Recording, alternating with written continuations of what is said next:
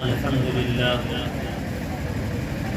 لله نحمده ونستعينه ونستغفره ونؤمن به ونتوكل عليه ونعوذ بالله من شرور أنفسنا ومن سيئات أعمالنا من يهده الله فلا مضل له ومن يضلل فلا هادي له ونشهد أن لا إله إلا الله وحده لا شريك له ونشهد أن سيدنا ومولانا محمدا عبده ورسوله أما بعد أعوذ بالله من الشيطان الرجيم بسم الله الرحمن الرحيم ولا تقولوا لمن يقتل في سبيل الله أموات بل أحياء ولكن لا تشعرون. محترم حضرات، سامعین کرام اور اسٹیج پر رونق افروز علماء نظام، یہ ہم زمین پر اس علاقے کا ایک بہت ہی قدیم علمی و دینی ادارہ مدرسہ انوار الاسلام کے زیر اہتمام شہدائے اسلام کی عنوان سے ایک پروگرام کا انعقاد کیا گیا جس میں ہم اور آپ شرکت کی سعادت حاصل کر رہے ہیں۔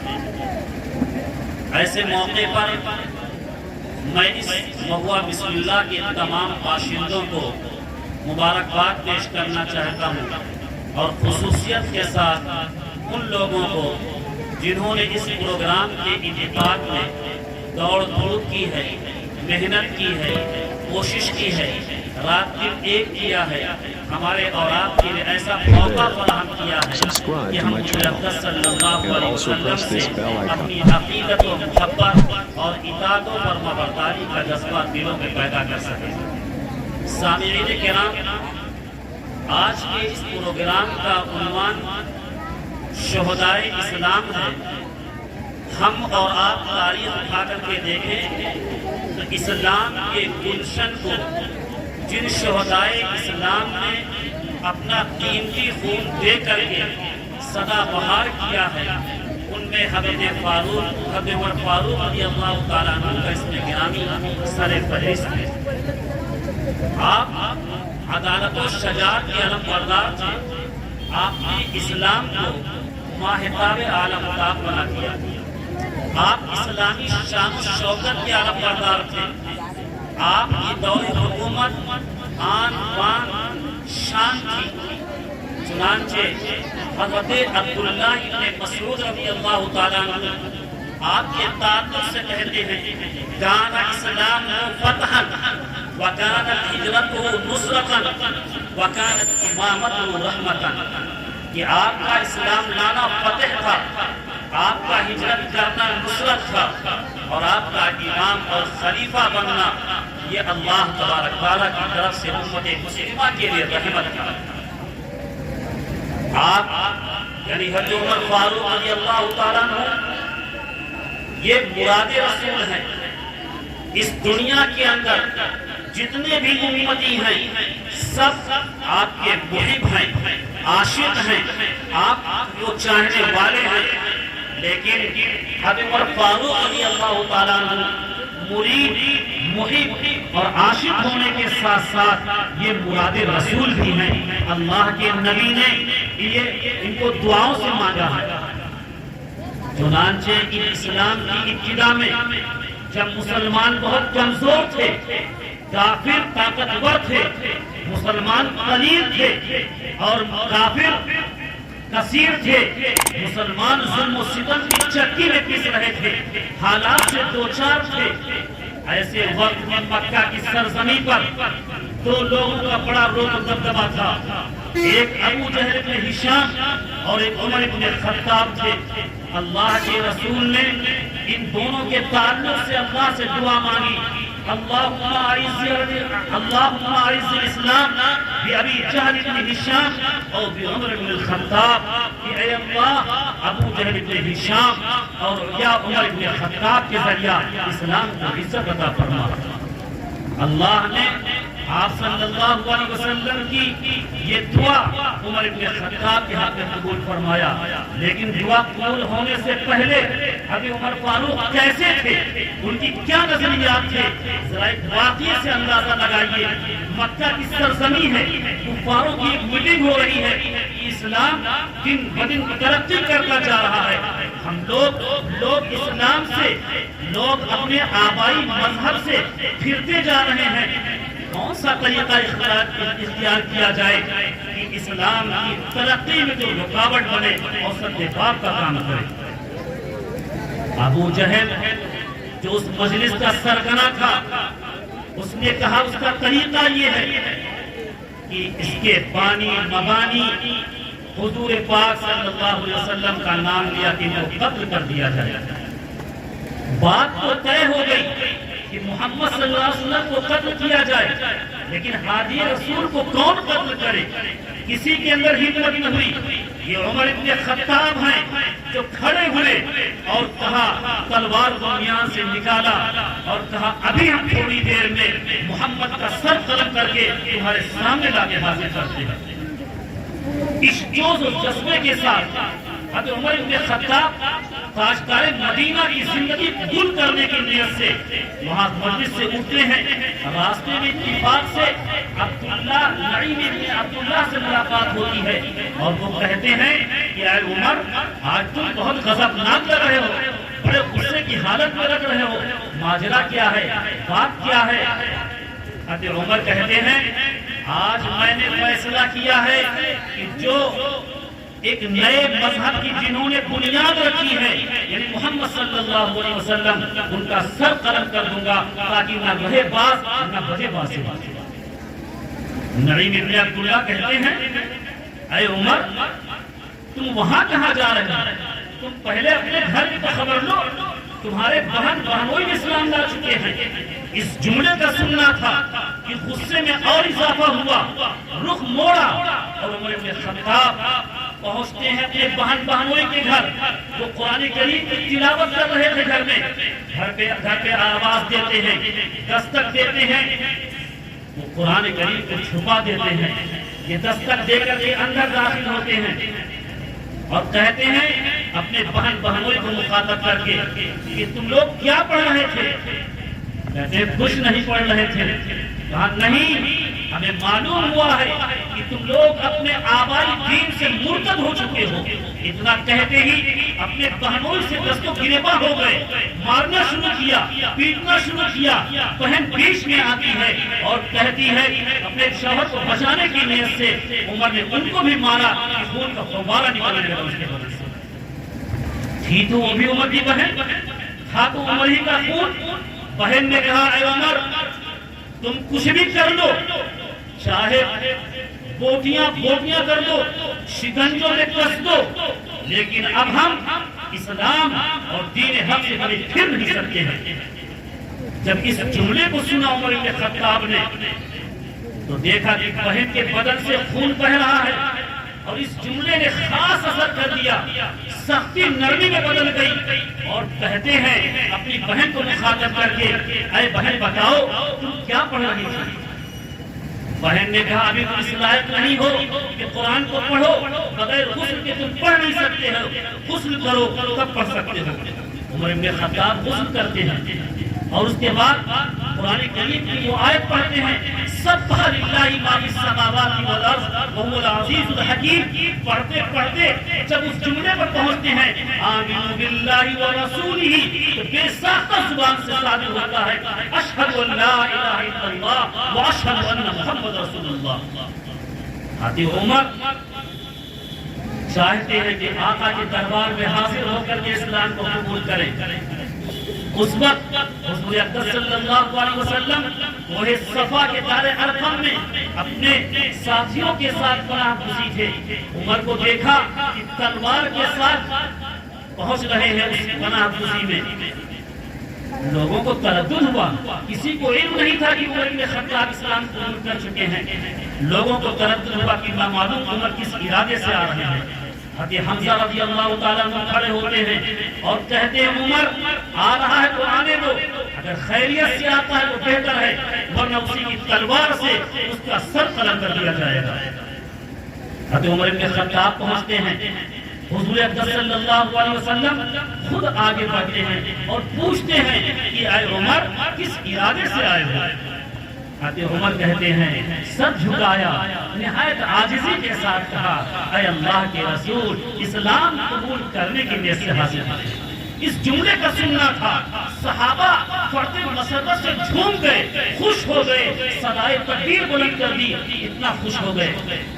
حضرت عمر رضی اللہ تعالیٰ عنہ اسلام لانے کے بعد اپنے آپ کو اتنا بدلا کہ آقا کی نظروں میں جش گئے۔ پھر آقا نے حضرت عمر بن خطاب کے تعلق سے ایسے فضیلت کے جملے کہے ہیں جو ان کی دنیا اور آخرت کے لیے، ان کی دنیا اور آخرت کی سعادت کے لیے کافی ہے۔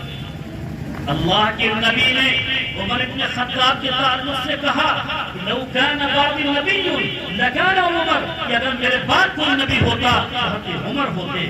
اے عمر، تم وہ ہو کہ جس راستے سے تم گزرتے ہو شیطان اس راستے کو چھوڑ کر کے چلا جاتا ہے۔ آپ کا جملہ ہے، والذی نفسی بیدہ ما لقیک الشیطان سالکا فجا الا سلک فجا غیر فج۔ حضرت عمر کے تعلق سے اللہ کے نبی کہتے ہیں، ان اللہ جعل الحق علی لسان عمر وقلبہ، بے شک اللہ نے حضرت عمر کے زبان اور ان کے قلب پر حق کو جاری کر دیا تھا۔ چنانچہ جو رائے اور مشورہ حضرت عمر دیتے تھے، قرآن کی بہت ساری آیتیں ان کے رائے کے مطابق نازل ہوئی ہیں، چاہے وہ بدرین کے قیدیوں کا مسئلہ ہو، چاہے وہ ازواج مطہرات کے پردے کا مسئلہ ہو، یا مقام ابراہیم پر نماز پڑھنے کا مسئلہ ہو، مصلی بنانے کا مسئلہ ہو، یا منافقین کے نماز جنازہ پڑھانے کا مسئلہ ہو، جن تمام مواقع میں جو رائے حضرت عمر نے دے دی، قرآن کریم کی آیت انہیں کے رائے کے موافق نازل ہوئی۔ آپ حضرت عمر کی شخصیت کو ذرا اندازہ لگائیں کہ آپ کی تواضع کیسی تھی، جہاں اتنی بڑی حکمرانی، اتنی بڑی آپ حاکم کی 22 لاکھ مربع میل آپ کے علاقے زیر ملک تھا کہ آپ قیصر و کسریٰ کی جیسی حکومت آپ کا نام سن کر کے تھر تھراتی تھی، لیکن تواضع کی یہ حالت تھی کہ آپ مشق کے اندر پانی بھر کر کے بیواؤں کے گھر پانی پہنچاتے تھے۔ مجاہدین جو جہاد کرنے کے گئے ہیں ان کے گھروں کے سودا سب بازار میں خرید کر کے لا کر کے ان کے گھروں کو پہنچاتے تھے۔ ان کی تواضع کا ایک واقعہ میں آپ کو سناؤں۔ سن 16 ہجری کے اندر مسلمان فوج حضرت ابو عبیدہ رضی اللہ تعالیٰ عنہ کی قیادت میں ملک شام کو فتح کرنے کرتے فلسطین تک پہنچ گئے، اور وہاں جب عیسائیوں سے ملاقات ہوئی، عیسائیوں نے اپنے آپ کو گھیر لیا، قلعے کے اندر بند ہو گئے، بیت المقدس کے اندر بند ہو گئے، اور مسلمانوں نے ان کو گھیر لیا۔ لیکن عیسائیوں کی طرف سے پیشکش ہوئی کہ ہمارا اور آپ کا صلح اس بات پر ہوگا جب اس وقت کے امیر المومنین حضرت عمر فاروق رضی اللہ تعالیٰ عنہ خود آ کر اس عہد نامے کی تکمیل کریں۔ حضرت ابو عبیدہ رضی اللہ تعالیٰ عنہ اس پیغام کو مدینہ بھیجتے ہیں اور کہتے ہیں کہ جب آپ تشریف لائیں گے تبھی عہد نامہ پورا کیا جائے گا۔ مشورہ کیا عمر بن خطاب نے، وہ چلے وہاں سے۔ اب جب مدینے سے باہر پہنچتے ہیں تو ایک سواری ہے، ایک اونٹ ہے، دو لوگ ہیں، ایک خادم ہے اور ایک عمر بن خطاب ہیں۔ خادم سے کہتے ہیں عمر بن خطاب ذرا سوچو، اگر ہم سواری پر سوار ہو جاتے ہیں تم نکیل پکڑ کر چلو گے تو اس وقت میں تم پر ظلم کروں گا، اور اگر تم سواری پر بیٹھو ہم تمہاری نکیل پکڑ کر چلیں تو ہم پر ظلم ہوگا، اگر ہم دونوں سوار ہو جاتے ہیں تو جانور پر ظلم ہوگا۔ اس لیے راستے کو 3 مرحلوں میں تقسیم کیا جائے کہ کبھی ہم بیٹھیں اور تم نکیل پکڑ کر چلو، کبھی تم بیٹھو ہم نکیل پکڑ کر چلیں گے، اور کبھی دونوں پیدل چلیں گے تاکہ سواری کو آرام مل سکے۔ غرضے کس طریقے سے چلتے چلتے حضرت عمر رضی اللہ تعالیٰ عنہ بیت المقدس یعنی فلسطین کی سرزمین پر پہنچ جاتے ہیں، اور اس وقت مسلمان فوجوں سے ملاقات ہوتی ہے۔ حضرت عمر بن خطاب رضی اللہ تعالیٰ عنہ سے حضرت ابو عبیدہ رضی اللہ تعالیٰ عنہ کہتے ہیں، اے امیر المومنین، آپ کے کپڑے پھٹے ہوئے ہیں، پیون لگے ہوئے ہیں، آپ ایک تہبند کے اندر ہیں، یہاں عیسائیوں کے حکمرانوں سے بات کرنی ہے، فوجیوں سے بات کرنی ہے، جو بڑے متمدن قسم کے لوگ ہیں، تہذیب یافتہ لوگ ہیں، اگر آپ اس حالت میں ان سے ملاقات کے لیے جائیں گے تو کہیں گے کہ بڑے عجیب لوگ ہیں، بڑے غریب لوگ ہیں، بڑے نچلے قسم کے لوگ ہیں، ان کے پاس تو کوئی چیز ہے ہی نہیں۔ اس جملے کا سننا تھا حضرت امیر المومنین نے کیا جواب دیا ہے جو آب زر سے لکھنے کے قابل ہے۔ امیر المومنین کہتے ہیں اے ابو عبیدہ کاش تم یہ بات تم نہ کہتے، کوئی اور کہتا تو اچھا تھا۔ کہتے ہیں ان کن اذل قوم، اے ابو عبیدہ دنیا کے اندر سب سے پست اور ذلیل قوم ہم تھے۔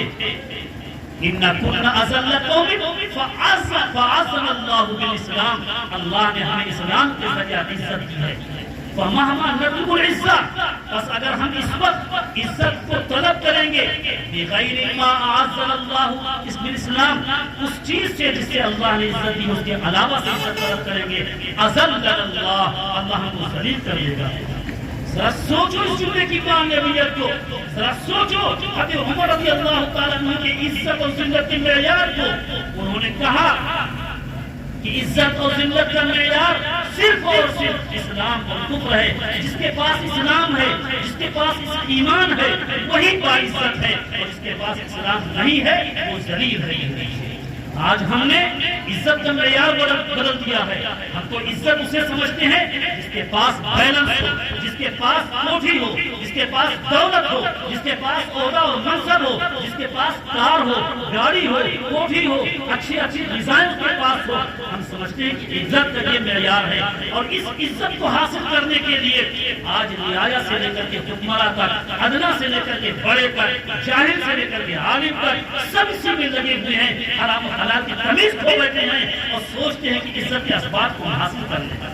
لیکن حضرت عمر کہتے ہیں نہیں، عزت در لباس میں عزت نہیں ہے، اونچی اونچی کوٹھیوں میں عزت نہیں ہے، مال و دولت میں عزت نہیں ہے، عہدہ اور منصب میں عزت نہیں ہے، عزت تو صرف اسلام میں موجود ہے۔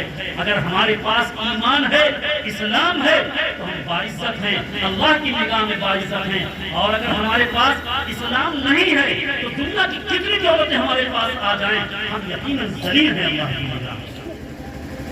ذرا سوچو حضرت عمر بن خطاب رضی اللہ تعالیٰ عنہ کی، ذرا آپ اگر دیکھنا چاہتے ہیں تو ان کے عدل و انصاف کو دیکھیں۔ ایک چھوٹا سا واقعہ ان کے عدل کا بیان کرنا چاہتا ہوں کہ ایک مرتبہ ملک شام کا رئیس یعنی بادشاہ جس کا نام جبلہ ابن احمد غسانی تھا، وہ مکہ کے اندر آ کر کے خانہ کعبہ کا طواف کر رہا تھا۔ اس کی چادر بڑی تھی، ایک شخص کے پیر سے دب گئی، اس نے ایک تماچا ایک تھپڑ کھینچ کے مارا، اس شخص نے بھی ایک تماچا کھینچ کے مار دیا۔ وہ ملک شام کا بادشاہ عمر بن خطاب کے دربار میں حاضر ہوتا ہے اور کہتا ہے کہ اس نے ہمارے ساتھ ظلم کیا ہے، ہمیں مارا ہے، اس کا انصاف دلائیے۔ کہا معاملہ کیا ہے؟ اس نے کہا ہم نے ان کو مارا، اس نے بھی ہمیں مار دیا۔ حضرت عمر بن خطاب کہتے ہیں بات تو برابر ہو گئی، اب کیسا انصاف چاہتے ہو؟ اس نے کہا اچھا، ارے ہم وہ لوگ ہیں کہ اگر کوئی ادنا قسم کا انسان ظلم کرتا ہے، پریشانی کرتا ہے تو وہ سزا نہیں قتل کا مستحق ہے، اور آپ کہتے ہیں برابر ہے۔ حضرت عمر بن خطاب کہتے ہیں یہ سب اسلام سے پہلے تھا کہ بادشاہ کون ہے اور فقیر کون ہے، امیر کون ہے، غریب کون ہے۔ اسلام نے حکمراں اور رعایا کے اندر برابری کر دی ہے۔ ظلم کرو گے تو بدلہ دیا جائے گا، اپنے قانون کو نظام کو نہیں بدلا۔ آپ حضرت عمر بن خطاب رضی اللہ تعالیٰ عنہ اگر واقعات سننے پائیں، ذرا دیکھیں کیسے کیسے واقعات ہیں۔ آپ وہ ہیں کہ تقریباً آپ کے دور حکومت میں 22 لاکھ مربع میل کا علاقہ فتح ہوتا ہے، اتنی بڑی حکمرانی ہے، اور اپنے رعایا کے حال کو جاننے کے لیے آپ راتوں رات ملک میں گشت کرتے رہتے ہیں، چلتے پھرتے رہتے ہیں، کہیں ایسا نہ ہو کہ میری رعایا کہیں پریشان ہو اور کہیں وہ دشواری کے اندر ہو اور ہم پر بستروں پر آرام کر رہے ہیں۔ ایک واقعہ کتاب میں لکھا ہے، مدینہ سے 3 کلومیٹر دور مقام ہیرا میں حضرت امیر المومنین پہنچتے ہیں، دیکھتے ہیں کہ ایک عورت ہے وہ چولہے پر جلائے ہوئے ایک کڑھائی رکھے ہوئے ہے، صرف پانی پکا رہی ہے، بچے رو رہے ہیں۔ عمر نے کہا کہ اے عورت کیا بنا رہی ہو؟ اس نے کہا کچھ نہیں، یہ بچوں کو بہلانے کے لیے ہم اپنا پانی گرم کر رہے ہیں، ہمارے پاس کچھ بھی نہیں کہ بنا سکے، 3 دن سے ہم بھوکے ہیں، بچے رو رہے ہیں، گنگنا رہے ہیں۔ خطیب عمر فوراً مدینہ واپس آتے ہیں، اپنے ہاتھ سے بیت المال سے گھی لیتے ہیں، تیل لیتے ہیں، آٹا لیتے ہیں۔ غلام کہتا ہے امیر المومنین لائیے میرے سر پر لاد دیجئے، میں پہنچا دوں۔ امیر المومنین کہتے ہیں نہیں، کل قیامت کے دن تو میرا کوئی بوجھ نہیں اٹھاؤ گے، اس لیے قیامت کے بوجھ اٹھانے سے پہلے ضروری ہے کہ اس بوجھ کو ہم ہی اٹھائیں۔ خود سر پر لادا، گیہوں کو، آٹا کو اور گھی اور تیل کو، ساری چیزوں کو لاد کر کے وہاں پہنچتے ہیں، عورت کو دیتے ہیں، عورت بناتی ہے، خود چولہا پھونکتے ہیں اور پھر بچے کھاتے ہیں، خوش ہوتے ہوتے رضی اللہ تعالیٰ عنہ اس چیز کو دیکھ کر۔ دوسرا واقعہ کتابوں میں درج ہے کہ ایک دن آپ گشت کے لیے نکلتے ہیں، دیکھتے ہیں کہ ایک بدو ایک دیہاتی گھر کے سامنے بیٹھا ہوا ہے، گھر سے رونے کی آواز آتی ہے۔ آپ اس دیہاتی سے پوچھتے ہیں کہ کیسی آواز ہے، کیا پریشانی ہے؟ وہ کہتا ہے میری بیوی ہے، حاملہ سے ہے، بچے کی ولادت کا مسئلہ ہے، اس لیے وہ اس طریقے سے آواز آ رہی ہے۔ عمر ابن خطاب اپنے گھر جاتے ہیں، اپنی اہلیہ کو لاتے ہیں، بدو کی اجازت سے گھر میں داخل کرتے ہیں، اور تھوڑی دیر کے بعد بچے کی ولادت ہوتی ہے۔ وہ امیر المومنین کی اہلیہ نکلتی ہو کہتی ہے امیر المومنین آپ اپنے دوست کو بتا دیجئے کہ گھر کے اندر نیا مہمان لڑکا آیا ہے۔ اس جملے کا سننا تھا کہ وہ حواس باختہ کی امیر المومنین ہے، پریشان۔ امیر المومنین نے کہا گھبراؤ نہیں، ذرا سوچو کہ امیر المومنین ہو کر کے اپنے کندھوں پر آٹا ڈال رہے ہیں، گھی ڈال رہے ہیں، اپنی بیوی کو ایک دایا کا کام کرا رہے ہیں۔ کوئی ہے ایسا دنیا کے اندر ایسی حکمرانی کرنے والا؟ کوئی ہے ایسی انسان؟ کوئی گاؤں کا پردھان ہو جاتا ہے، کوئی علاقے کا ایم ایل اے MP ہو جاتا ہے، اس کی شان و شوکت بدل جاتی ہے، اس کا رہن سہن بدل جاتا ہے، اس کا طور طریقے بدل جاتے ہیں، اور اتنی بڑی دنیا کی حکمران کا نظام ذرا دیکھیے اپنے رعایا کے تعلق سے کیسی خدمت کر رہے ہیں۔ حضرت عمر بن خطاب رضی اللہ تعالیٰ عنہ کیسی عظیم شخصیت ہے۔ خیر حکمرانی کرتے کرتے بہت مختصر آپ کو لے چلتا ہوں کہ اس طریقے سے حکمرانی کرتے کرتے ایک شام ہوتی ہے، آپ کی زندگی کا وقت قریب ہوتا ہے کہ آپ دنیا سے جانے کا وقت ہو، لیکن وہ شام پر بھی ہزاروں سرے قربان آپ نے دعا کیا کرتے تھے، اللہم ارزقنی الشہادۃ فی سبیلک واجعل موتی ببلد رسولک، کہ اے اللہ ہمیں اپنے راستے میں شہادت نصیب فرما اور اپنے رسول صلی اللہ علیہ وسلم کے شہر میں وفات عطا فرما۔ اللہ نے ان کی دونوں دعائیں قبول کی۔ اس کا ایک واقعہ کتابوں میں درج ہے کہ ایک دن مغیرہ ابن شعبہ کا ایک غلام ابو لولو وہ مدینہ کی بازاروں میں ٹہل رہا تھا، امیر المومنین سے ملاقات کرتا ہے اور کہتا ہے کہ میرا آقا مجھ سے روزانہ 2 درہم محصول کرتا ہے، وصول کرتا ہے، آپ اس سے ذرا کم کرا دیجیے۔ پوچھتے ہیں امیر المومنین تم کام کیا کرتے ہو؟ اس نے کہا کہ میرا کام نجاری ہے، یعنی لکڑی کا کام، بڑھئی کا کام۔ اس نے کہا میرا کام نقاشی ہے، نقش و نگار بھی بناتا ہوں، میرا کام آہن گری ہے، لوہے کا بھی کام کرتا ہوں۔ امیر المومنین کہتے ہیں جب تمہارے پاس 3 پیشہ ہے، 3 کام ہے، تو کوئی زیادہ تو ہے نہیں کہ 2 درہم روزانہ محصول دیا جائے۔ باتیں ہوتی رہی، امیر المومنین کہتے ہیں مجھے معلوم ہوا ہے کہ تم چکی بھی بناتے ہو۔ اس نے کہا ہاں چکی بناتا ہوں۔ امیر المومنین کہتے ہیں میرے لیے چکی بنا دو۔ وہ ذرا دیکھو کیسے دھمکی دے رہا ہے، کہہ رہا ہے ہاں آپ کی میں ایک ایسی چکی بناؤں گا کہ پورا مشرق و مغرب اس سے مطلع ہو جائے گا۔ سمجھ رہے ہیں کہ مجھے دنیا یہ غلام مجھے دھمکی دے رہا ہے، لیکن بہرکیف نظر انداز کیا۔ امیر المومنین روزانہ امامت کرتے تھے، مدینہ منورہ پہنچتے ہیں اور مسجد نبوی میں داخل ہوتے ہیں، درہ ساتھ میں ہے جو ہمیں کبھی جدا نہیں ہوتا تھا، صفوں کو سیدھی کرتے ہیں، فجر کی نماز کی تکبیر کہتے ہیں۔ اتنے میں وہ ابو لولو جو کہہ لیجئے ان کا غلام تھا مغیرہ بن شعبہ کا، اور آپ کے قتل کے پیچھے در پہ تھا، اس نے اپنی دو دھاری خنجر کو لے کر کے آپ پر بیک 6 حملے کیے، اور اس طریقے سے کیا کہ لوگ سمجھ میں نہیں پائے کہ اتنے میں حضرت عمر فاروق رضی اللہ تعالیٰ عنہ گر پڑتے ہیں اور خون کا فوارہ آپ کے بدن سے جاری ہوتا ہے، زمین پوری سرخ ہو جاتی ہے۔ لیکن ایسی حالت میں بھی امیر المومنین نے نماز کے پیچھے ہٹے، عبد الرحمن بن عوف رضی اللہ تعالیٰ عنہ کو نماز کے لیے آگے بڑھایا اور خود ٹیک لگا کر کے آپ کے ابتدا میں نماز پڑھی، نماز کو چھوڑا نہیں۔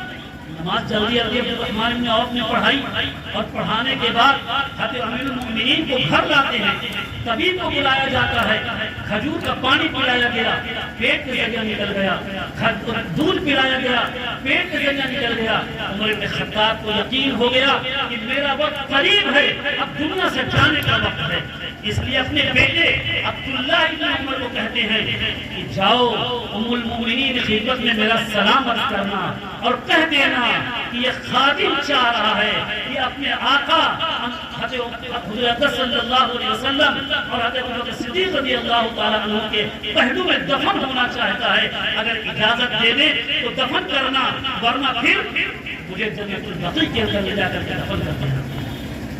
اجازت دے لیتے ہیں، اجازت مل جاتی ہے، اور پھر کہتے ہیں کہ نہیں میرے مرنے کے بعد دوبارہ اجازت لینا، کہیں ایسا نہ ہو کہ حضرت ام المومنین حضرت عائشہ رضی اللہ تعالیٰ عنہا میری خلافت اور میری شرف میں حضوری میں کہیں اجازت دے دیے ہوں، جب میں مر جاؤں تو لے جا کر کے میرا جنازہ وہی سامنے رکھ دینا اور پھر اجازت دینا، اگر وہ اجازت دے گی تو دفن کرنا، ورنہ جنت البقیع۔ واقعہ پیش آیا اور اس طریقے سے آپ حضور اقدس صلی اللہ علیہ وسلم کے پہلو میں ہمیشہ کے لیے دفن ہوتے تھے۔ تو یہ حضرت عمر بن خطاب اتنے بڑے عظیم شہید ہیں، ہمیں اور آپ کو ان کی شہادت کا واقعہ نہیں معلوم ہوتا۔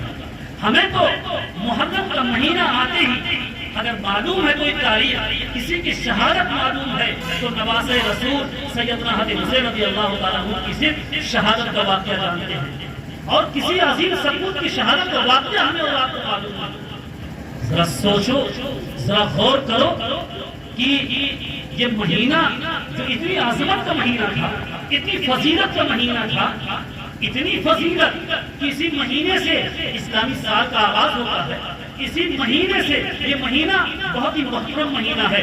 قرآن کریم کے اندر ہے ان عدت الشہور عند اللہ 12 شہرا فی کتاب اللہ یوم خلق السماوات والارض منها 4 حرم، کہ بے شک کتاب الہی میں اللہ کے نزدیک گنتی کے 12 مہینے ہیں، اور ان میں سے 4 مہینے بہت حرمت کے مہینے ہیں۔ ان 4 مہینوں میں سے 4 مہینے کون کون ہیں؟ رجب، ذوالقعدہ، ذی الحجہ اور محرم۔ تو محرم حرمت کا مہینہ ہے، بہت ہی مقدس مہینہ ہے۔ اس مہینے میں تو ہمیں اللہ کی عبادت کر کے اللہ کو راضی کرنے کا مہینہ تھا، اس مہینے میں اللہ کو راضی کر کے اپنی جنت بنانے کا موقع تھا۔ لیکن ذرا افسوس ہوتا ہے کہ اس محرم کا چاند نکلتے ہی مسلمان ایک الگ تشبیہ پیش کرتا ہے، کہیں ڈھول تماشے بجتے ہیں، کوئی کالا لباس پہنتا ہے، کوئی اس مہینے کو غم کا مہینہ قرار دیتا ہے، کوئی اس مہینے کو سوگ کا مہینہ قرار دیتا ہے، اور کوئی شادی بیاہ کو معطوف کر دیتا ہے، کوئی خوشی کا کام نہیں کرتا ہے، کہتا ہے کہ اس مہینے میں سیدنا حضرت حسین رضی اللہ تعالیٰ عنہ اللہ کے راستے میں شہید کر دیے گئے، اور ہم خوشی منائیں۔ ہم اس لیے غم مناتے ہیں، ہم سوگ مناتے ہیں، ہم کوئی اس خوشی کے اس مہینے کے اندر ہم کوئی شادی بیاہ اور کوئی خوشی کا کام نہیں کریں گے۔ ذرا سوچنا ہے ہمیں اور آپ کو ایسے موقع پر کہ تاریخ اٹھا کر کے دیکھو، حضرت حسین رضی اللہ تعالیٰ عنہ اللہ کے راستے میں شہید کیے گئے ہیں، اور شہادت مومن کا مطلوب ہے، مومن کا مقصود ہے۔ ہر مومن کے دل کے اندر یہ آرزو و تمنا ہونی چاہیے کہ اے اللہ ہمیں شہادت نصیب فرما۔ اللہ کے نبی شہادت کی تمنا کر رہے ہیں، حدیث کے اندر ہے لَوَدِدْتُ أَن تُقْتَلَ فِي سَبِيلِ اللَّهِ ثُمَّ أُحْيَىٰ ثُمَّ أُقْتَلُ ثُمَّ أُحْيَىٰ ثُمَّ أُقْتَلُ ثُمَّ أُحْيَىٰ ثُمَّ أُقْتَلُ، کہ میں چاہتا ہوں کہ اللہ کے راستے میں قتل کر دیا جاؤں، پھر زندہ کیا جاؤں، پھر قتل کر دیا جاؤں، پھر زندہ کیا جاؤں، پھر قتل کر دیا جاؤں، پھر زندہ کیا جاؤں، پھر قتل کر دیا جاؤں۔ شہادت تو وہ چیز ہے جس کی تمنا خلیفہ دوم حضرت عمر فاروق کرتے ہیں، اللہم ارزقنی الشہادۃ فی سبیلک واجعل موتی ببلد رسولک۔ شہادت تو وہ چیز ہے کہ جب خلیفہ چہاروں حضرت علی کرم اللہ وجہہ پر قاتلانہ حملہ ہوتا ہے اور آپ گرتے ہیں تو آپ کی زبان مبارک سے کلمات جاری ہوتے ہیں، فزت ورب الکعبہ، کعبہ کی رب کی قسم میں کامیاب ہو گیا۔ تو جس چیز کی تمنا آقا نے کی ہو، جس چیز کی دعا خلیفہ دوم نے مانگی ہو، جس چیز کے حاصل ہونے پر خلیفہ چہاروں نے اپنے آپ کو کامیاب قرار دیا ہو، کیا وہ بھی کوئی چیز غم کی ہو سکتی ہے؟ کیا وہ بھی سوگ منانے کی ہو سکتی ہے؟ ہرگز نہیں ہو سکتی ہے۔ اگر بالفرض تھوڑی دیر کے لیے مان لو اگر ہمیں شہادت کی وجہ سے غم منانے کی اجازت ہوتی تو ہم یکم محرم الحرام کو غم کی تاریخ قرار دیتے، کیونکہ یکم محرم الحرام کو خلیفہ دوم حضرت عمر بن خطاب رضی اللہ تعالیٰ عنہ اللہ کے راستے میں شہید کیے گئے۔ عمر بن خطاب وہ ہیں جن کے تعلق سے کہا گیا ہے کہ اگر ایک عمر اور پیدا ہو جاتا تو دنیا سے کفر کا نام و نشان مٹ جاتا۔ عمر بن خطاب وہ ہیں جس کے نبی سے نبی کریم صلی اللہ علیہ وسلم کے زبان سے کلمہ ثابت ہوتا ہے، لو کان بعدی نبی لکان عمر، کہ اگر میرے بعد کوئی نبی ہوتا تو حضرت عمر ہوتا۔ اگر شہادت کی وجہ سے ہمیں غم منانے کی اجازت ہوتی تو ہم ذی الحجہ کی 18 تاریخ کو غم کی تاریخ قرار دیتے، کیونکہ ذی الحجہ کی 18 تاریخ کو خلیفہ سوم حضرت عثمان غنی رضی اللہ تعالیٰ عنہ نہایت مظلومانہ انداز میں 50 دن کے محاصرے کے بعد اللہ کے راستے میں شہید کر دیے گئے۔ آپ پر اس پانی کو بند کیا گیا جس کنویں کو آپ نے اپنے پیسے سے خرید کر کے مسلمانوں کی وقت کیا تھا، آپ کو اس مسجد کو جانے سے روکا گیا جس مسجد کو اپنے ذاتی پیسے سے خرید کر کے اس مسجد کو شہادت کیا۔ اگر شہادت کی وجہ سے ہمیں غم منانے کی اجازت ہوتی تو ہم رمضان المبارک کے 21 تاریخ کو غم کی تاریخ قرار دیتے، کیونکہ 21 تاریخ کو حضرت حسنین کے والد حضرت فاطمہ کے شوہر حضور اقدس صلی اللہ علیہ وسلم کے داماد خلیفہ چہارم حضرت علی کرم اللہ وجہہ شہید کیے جاتے ہیں۔ اگر ہمیں شہادت کی وجہ سے غم منانے کی اجازت ہوتی تو پھر ہم شوال کے مہینے کو غم کا مہینہ قرار دیتے، کیونکہ شوال کے مہینے میں حضور اقدس صلی اللہ علیہ وسلم کے چچا مبارک حضرت حمزہ رضی اللہ تعالیٰ عنہ غزوہ احد کے اندر شہید کیے جاتے ہیں۔ کس طریقے سے شہید کیے جاتے ہیں سب کو معلوم ہے کہ ناک کاٹا گیا، کان کاٹا گیا، سینہ چاک کیا گیا، آپ کو مسئلہ بنایا گیا۔ آقا جب آپ کی لاش پر پہنچتے ہیں تو آپ کی زبان سے کلمہ ثابت ہوتے ہیں، امی سید الشہداء، کہ میرے چچا یہ شہداء کے سردار ہیں۔ کیا آپ سوچیں حضرت سمیہ کی تاریخ پڑھ لیں، حضرت یاسر کی پڑھ لیں، حضرت سمیہ کی شرمگاہ پر نظام مار کر کے شہید کر دیا گیا، حضرت یاسر کو 4 گھوڑوں میں باندھا گیا، ہاتھ پیر کو مخالف سمتوں میں اور گھوڑوں کو دوڑا دیا گیا، آپ کے پرچے اڑ گئے۔ آپ شہادت کی تاریخ پڑھو، کون سی ایسی تاریخ ہے، کون سا ایسا مہینہ ہے، کون سا ایسا دن ہے جس میں کسی اسلام کے مجاہدین نے، کفن پردوش مجاہدین نے اسلام کے خاطر اپنے دین کی خون کو بہایا نہ دیا۔ معلوم ہوا اگر ہم شہادت کی وجہ سے غم منانے پر آئیں گے تو کوئی دن، کوئی مہینہ، کوئی تاریخ نہیں ملے گا جس میں ہم خوشی کا کام کر سکیں۔ کیا ربیع الاول کا مہینہ کوئی غم کا مہینہ، کوئی کم ہے غم کا مہینہ؟ کہ آپ صلی اللہ علیہ وسلم اس دنیا سے رخصت ہو گئے تو کتنا افسوس کی بات ہے کہ حضرت عمر جیسے لوگ اپنا حواس کھو بیٹھے، لیکن نہیں، یہ غم منانے کی چیز نہیں ہے شہادت۔ شہادت تو بہت مرتبے کی چیز ہے، بہت اعلیٰ مقام کی چیز ہے۔ آپ ذرا سوچ لیجیے ایک منٹ کہ شہادت جس پر ہم غم منا رہے ہیں قرآن کیا کہتا ہے؟ ہم نے یہ آیت کریمہ پڑھی تھی، وَلَا تَقُولُوا لِمَن يُقْتَلُ فِي سَبِيلِ اللَّهِ، کہ جو لوگ اللہ کے راستے میں قتل کر دیے جاتے ہیں انہیں مردہ نہ کہو بلکہ وہ زندہ ہیں، اور وہ تم لوگوں کو ان کا احساس نہیں ہے۔ بہرکیف خلاصہ یہ ہے کہ اس مہینے میں بڑے بڑے شہداء، بڑے بڑے قیمتی لوگوں نے اپنا قیمتی خون دے کر اسلام کو سیکھا اور ہم تک پہنچایا ہے، لیکن افسوس دشمنوں نے جس کام کو کیا تھا کہ حضرت حسین کی شہادت پر ڈھول بجایا تھا، خوش ہوئے تھے، نعرہ لگایا تھا آج مسلمان تاریخ سے ناواقف ہونے کی بنیاد پر اور اصلی شریعت کو نہ سمجھنے کی وجہ سے دوسروں کی نقل میں آ کر کے ہم اور آپ نے بھی سوگ منانا شروع کر دیا، ہم نے اور آپ نے ڈھول بجانا شروع کر دیا، ہم نے بھی غم منانا شروع کر دیا۔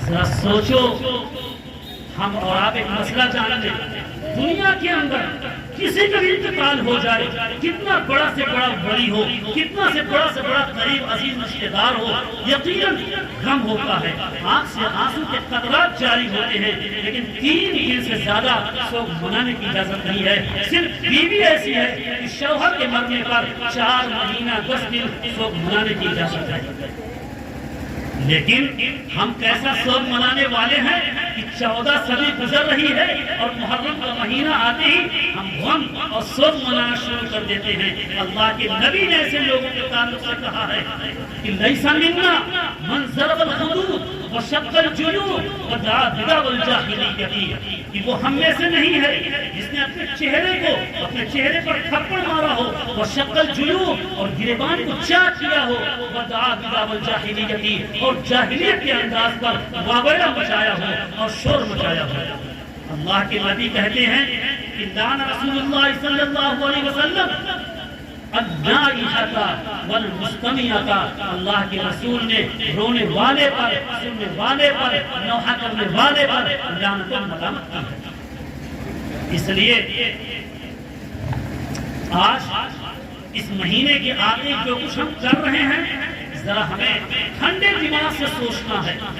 آج جب مسلمانوں پر حالات آتے ہیں، مسلمان گاجر مونے کی طرح کاٹے جاتے ہیں، عورتیں بیوہ کی جاتی ہیں، بچے یتیم کیے جاتے ہیں، جان مال لوٹے جاتے ہیں، دشمن ہمارے خلاف پالیسیاں بناتا ہے، ہمارے ہم کو مٹانے کے ڈر پہ ہے کہہ لیجیے، اس وقت ہم صرف تبصرے کرتے ہیں کہ مسلمانوں کا حکمراں، یہ حاکم لوگ مسلمانوں کے دشمن ہیں۔ صرف تبصرہ کرنے سے حالات نہیں بدلیں گے۔ اصل مسئلہ یہ ہے کہ یہ مہینہ مقدس مہینہ تھا، اللہ کو راضی کرنے والا مہینہ تھا، اور ہم اس میں نافرمانیاں کر رہے ہیں، اللہ کو ناراض کر رہے ہیں۔ ہم دن بدن اللہ کے سامنے نماز نہیں پڑھتے، قرآن کریم کی تلاوت نہیں کرتے ہیں، جھوٹ ہم بولتے ہیں، سودی کاروبار ہم کرتے ہیں، رشوت ہم دیتے ہیں، نامعلوم کیسے خرافات کے اندر ہم مبتلا ہیں۔ یہ اللہ کی رحمتیں کہاں سے آئیں گی اور کیسے ہمارے مشکلات حل ہوں گے؟ کیا ہم نے کبھی غور کیا کہ مشکل حالات کیوں آتے ہیں؟ اگر تاریخ اٹھا کر کے دیکھیں، قرآن پڑھیں تو پتہ چلتا ہے کہ مشکل حالات 2 وجہ سے آتے ہیں۔ ایک وجہ تو اللہ کا نظام ہے کہ وہ اپنے مومن بندوں کو آزماتا ہے، اور دوسرا مقصد کبھی کبھی مومن بندوں کی بدعمالیاں ہوتی ہیں، گناہ ہوتے ہیں، جس کی وجہ سے سخت حالات آتے ہیں۔ دونوں پہلو قابل غور ہیں۔ ہم بہت مختصر لفظوں میں بھی بات ختم کرنا چاہتے ہیں، لیکن سب سے پہلے اگر ہم یہ سوچیں کہ اللہ کا نظام ہے آزمائش کا، قرآن کہتا ہے وَلَنَبْلُوَنَّكُمْ بِشَيْءٍ مِّنَ الْخَوْفِ وَالْجُوعِ وَنَقْصٍ مِّنَ الْأَمْوَالِ وَالْأَنفُسِ وَالثَّمَرَاتِ، کہ ہم ضرور آزمائیں گے تم کو خوف کے ذریعہ، بھوک کے ذریعہ، جان مال اور پھلوں میں کمی کے ذریعہ۔ یعنی اللہ کہہ رہے ہیں کہ اگر تم نے ایمان قبول کیا ہے تو تم پر حالات آئیں گے، کاروبار کی رکاوٹیں آئیں گی، سختیاں آئیں گی، ساری چیزوں سے ہم مومن کو آزمائیں گے۔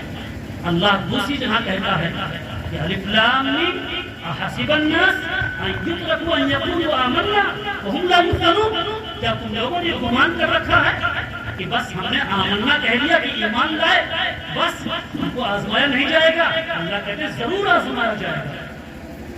اللہ اپنے مومن بندوں سے کہتا ہے ام حسبتم ان تدخلوا الجنة ولما يأتكم مثل الذين خلوا من قبلكم مستهم البأساء والضراء وزلزلوا حتى يقول الرسول والذين آمنوا معه متى نصر الله ألا إن نصر الله قريب۔